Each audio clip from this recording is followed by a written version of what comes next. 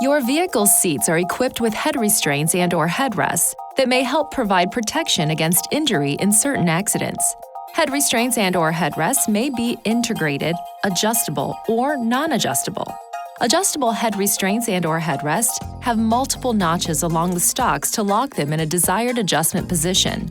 Non-adjustable head restraints and/or headrests have a single locking notch to secure them to the seat frame.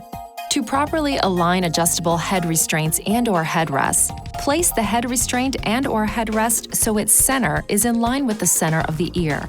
If your ear position is still higher than the recommended alignment, place the head restraint and/or headrest at the highest position.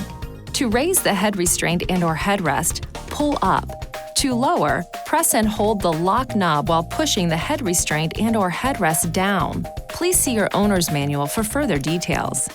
If the head restraint and/or headrest has been removed, ensure that it is reinstalled and locked in place before riding in that designated seating position. Please see your owner's manual for important safety information, system limitations, and additional operating and feature information.